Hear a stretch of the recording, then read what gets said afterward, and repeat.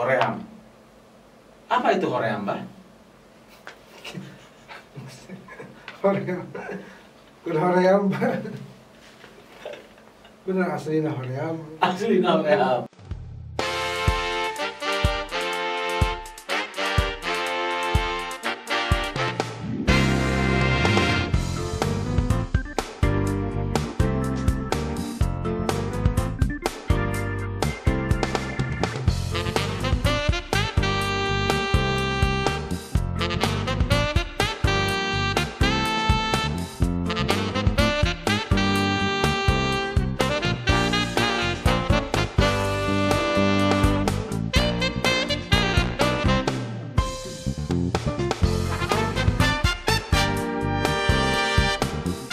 Kali ini kita akan berbincang dengan Abah Juandi. Beliau seorang petani tulen yang lahir di Sumedang sana, yang Kakeum Pujati Gede. Berbincang seputar hoream. Apa itu hoream, Mbah? Hoream. Kudu hoream, bener aslinya hoream. Asli hoream. Nah itu biasanya hoream itu ya kondisi seperti yang sedang saya alami sore ini. Jadi tidak bergairah. tidak hoream. Tidak bergairah atau apa? Tidak bergairah kalau bahasa Indonesia. Nah, karena mungkin ada berbagai faktor. Faktor. Yang paling dirasakan itu faktor apa yang menyebabkan hoream itu? Yang utama sih sebenarnya di soal motivasi. Oh, motivasi. Jadi rendah itu motivasi. Biasanya menjadi faktor pemicu hoream. Demotivator. Kita kehilangan motivasi untuk melakukan sesuatu. Termasuk berbicara sekalipun. Ya. Jadi hoream itu beda dengan malas. Ya mungkin padanan kata kalau bahasa Indonesia malas. Malas. Tapi sebetulnya jadi lebih... penyebabnya bukan karena kelelahan fisik hoream. Oh, bukan. Karena lebih ke psikologis tadi. Psikologis karena apaan sudah gini kan emang. Ya, misalnya kita sebenarnya bisa melakukan suatu hal ya, itu sama kondisi secara kapasitas kita bisa kemudian mampu, secara energi juga fit, bagus. Fit. Secara psikologis ini tidak ada motivasi yang cukup. Nah itu kuat untuk kenapa itu bisa sampai ke kondisi itu ya? Ya banyak faktor lah. Bisa banyak dari faktor satu internal sendiri. Juga ada faktor dari kalau internal itu menyangkut dengan apa biasanya? Karena menyangkut ada situasi yang cukup mengganggu atau ketidakpercayaan. Apa sih ini tidak? Ya, kadang kita melihat bahwa ya saat itu kalau kita lakukan nggak berdampak, nggak berefek apapun. Jadi ini akan sia-sia. Ya. Oke. Jadi kalau pakai bahasa Al-Quran itu habaan mansur. Artinya saya juga, tapi yang jelas yang gitulah, kayak seperti hoream gitu. Ya. Jadi dilakukan dan tidak dilakukan juga, ya seperti itu gitu ya. Iya. Dari diri kitanya ya. Mungkin hal itu kalau bagi pihak lain ya bisa jadi sesuatu yang penting untuk dilakukan. Jadi bagi kita menjadi bukan sesuatu yang penting. Biasa aja, karena antara melakukan dan tidak melakukan sama aja. Oke. Kalau boleh tahu itu hoream itu bahasa Sunda asli ya? Bukan kalau saya dengar dari hore am gitu dulu itu. Lagi zaman apa tuh hore kayak gitu. Jadi hoream, orang Sunda itu melakukan perlawanan secara budaya gitu. Karena ditindas oleh kolonial yang sering hore am melakukan hoream. Nah, kebalikannya justru seperti itu enggak ya kira-kira? Atau bukan kira? Kalau sejarah mungkin kurang tepat ya. Jadi hoream itu suasana, situasi, kondisi psikologis lebih begitu yang berefek terhadap lebih kepada kekurang gairahan. Kalau kegairahan menunjukkan physically, nah kalau ini ada yang lebih jauh, ada psikologi. Nah biasanya mengatasinya supaya tidak hoream seperti apa ya? Muncul lagi. Temukan kembali motivasinya. Dan itu motivasi datang dari luar, stimulan, atau harus dari kesadaran atau apalah gitu. Atau ada momentum yang pokok lebih dari diri kita sendiri.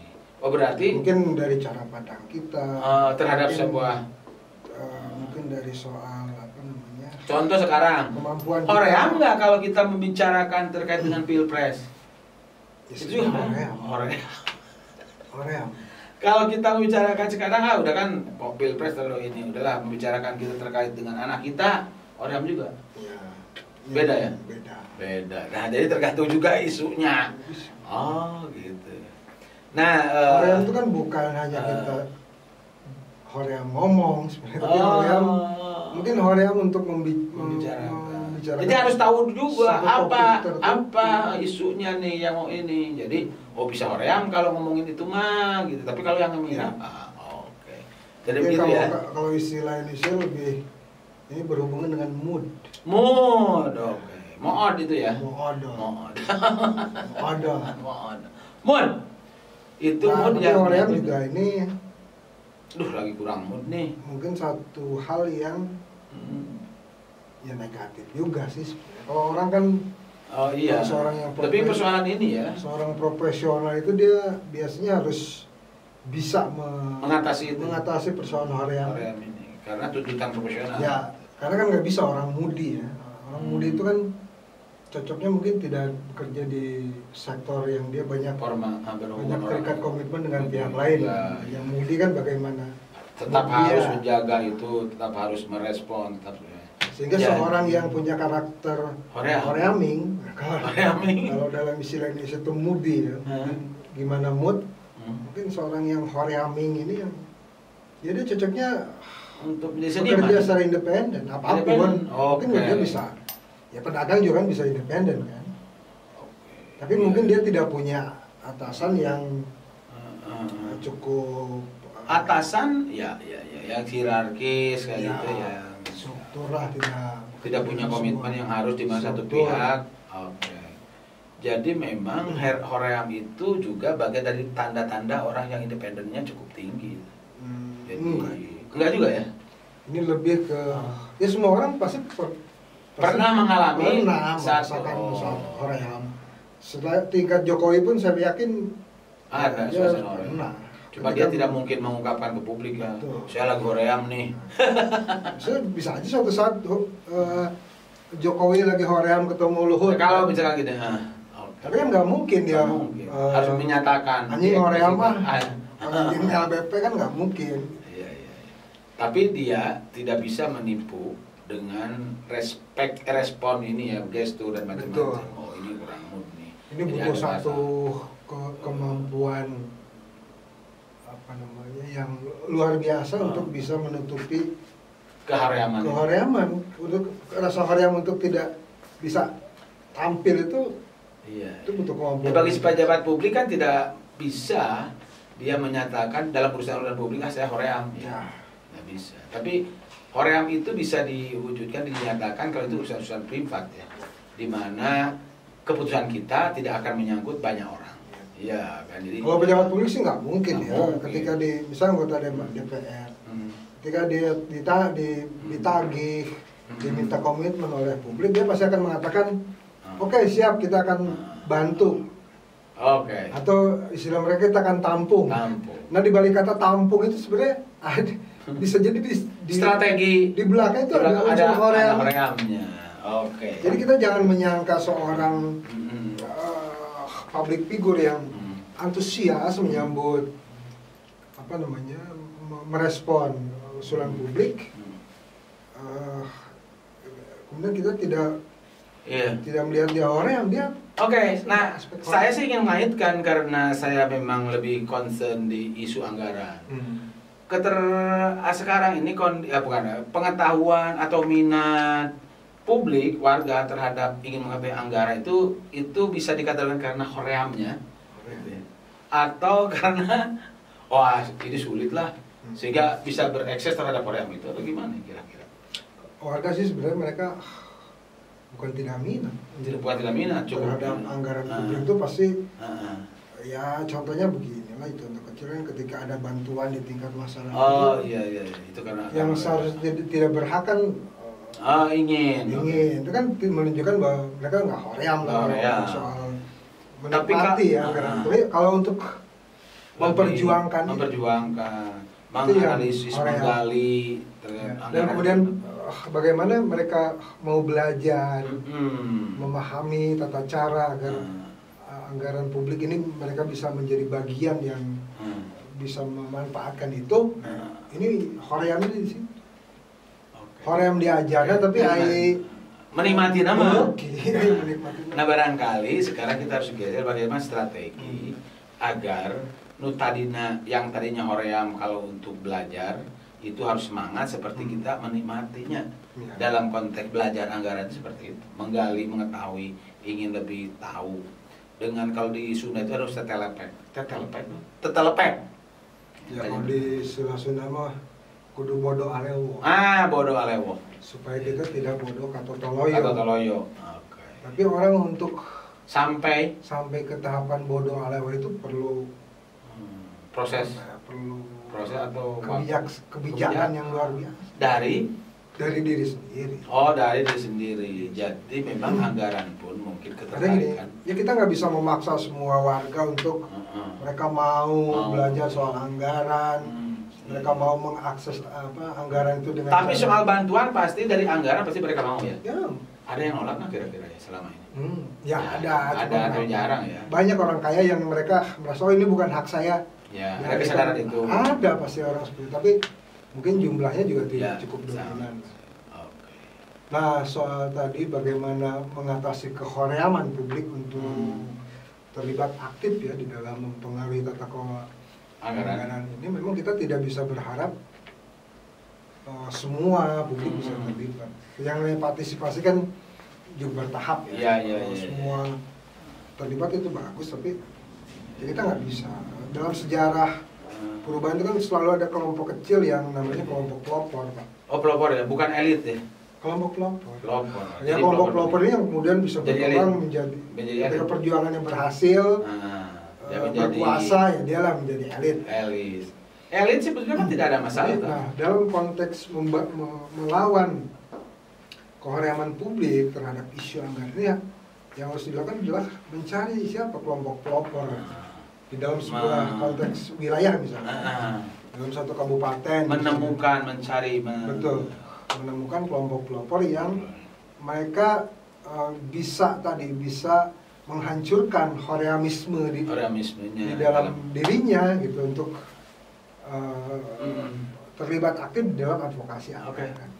Memang hoream supaya tidak jadi hoream itu memang harus juga si hoream yang tadi itu harus dipicu ya, harus ada stimulan, motivasinya. Nah kadang kita dalam konteks perubahan di dalam sejarah itu kan yang namanya heroisme itu terpenting. Heroisme. Jadi heroisme itu nilai-nilai kepahlawanan, nilai-nilai patriotisme dan lain sebagainya. Nah itu yang menurut saya salah satu kata kunci untuk mengikis horeamisme itu. Heroisme. Bagaimana membangun heroisme? Heroisme itu bisa dibangun dari apa? Dari rasa cinta terhadap cinta itu bisa tumbuh setelah kita mengetahui. Betul. Itu kelihatannya jadi begitu tuh buat para pejuang anggaran. Kita memang harus menampilkan anggaran yang mudah, yang ramah, yang tidak begitu menyeramkan, terutama kalau dipandang dari sisi kacamata awam warga supaya tidak muncul kehoreaman.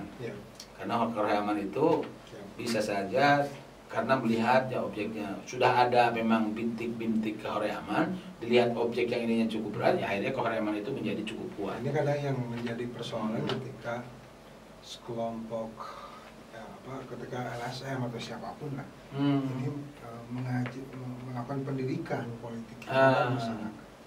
Jadi masyarakat sudah sejak awal sudah diperkenalkan dengan istilah-istilah yang rumit, tahapan-tahapan yang sangat jelimet dan sebagainya. Itu yang terjadi sebenarnya bisa jadi memicu rasa ingin melakukan, tapi kok gini amat sih? Makin hoream. Jadi kadang-kadang mungkin dalam nanti strategi untuk memperkenalkan anggaran juga tidak terlalu banyak. Nah ini dimulai dari jebakan itu biasanya di dalam modul-modul. Modul ya, yang akhirnya menjadi modul itu kan. Karena kebanyakan kan mungkin ya untuk membuat modul ini kan banyak lah dari teman-teman para modulis itu. Para modulis. Mereka referensinya kan dari luar ya. Dari luar kan. Oh iya. Dalam landscape sosial politik yang berbeda dengan ya, karena tidak ada kan referensi modul dari kitab Karohun ya, atau dari peninggalannya Muhammad Yamin atau Raja Dewatan belum ada. Jadi modul itu banyak diambil dari referensinya dari luar. Nah itu yang kemudian menurut saya perlu padahal kita mungkin praktek modul itu ada ya. Ya, maksudnya perlu seni yang lebih untuk bagaimana menerjemahkan itu ke dalam bahasa yang lebih merakyat. Oke. Jadi kedua itu tahapan-tahapan yang lebih sederhana. Karena kalau bicara anggaran dari perspektif regulasi ya udah pasti orang jering-jeringan. Gitu. Tapi kalau anggaran dilihat dari sisi praksisnya, terutama dalam bentuk yang tadi bantuan langsung gitu orang untuk sarana untuk jalan semua orang berpikir praktis ya. Tetapi kalau melihat itu oke. Nah ini juga dua masukannya. Yang ketiga barangkali yang tadi itu untuk menemukan itu kira-kira apa ya untuk menemukan para pelopor. Nah, awalnya kan pelopor nih. Pelopor, para champion. Ya, membangun pelopor ini menurut saya peloporan bukan juga kerja yang sebentar. Bukan juga. Sekarang mungkin orang banyak berpikir bahwa dengan menyelenggarakan sebuah pendidikan tentang politik anggaran maka itu muncul para pelopor. Tapi ini pasti kerja panjang. Mulai dari soal memahami konteks sosial politik di wilayah itu, memahami peta pelakunya, kemudian juga mencermati potensi kader ya, potensi orang lah. Itu yang menurut saya penting. Karena belum tentu orang yang kita latih itu ujuk-ujuk kemudian juga bisa menjalankan. Atau dengan bahasa lain barangkali ekspektasi kita juga tidak terlalu memasang ini yang tinggi ya. Betul. Gitu, kayaknya gitu. Jadi pendekatannya sebenarnya bukan dengan pendidikan tok. Tapi ini butuh sebuah kerja pengorganisasian, mulai dari talent scouting mencari bakat. Dan langsung dia diajak mungkin ya. Bergaul bersama. Nah, selama ini kan lebih banyak juga mungkin soal pendidikan politik ini kan lebih hubungan antara mentor dengan anak mentor ya. Nah, mungkin sebenarnya perlu aspek kesetaraan. Ya. Aspek kesetaraan itu akan membuat sebuah kerja gerakan ini bisa menjadi lebih nyaman.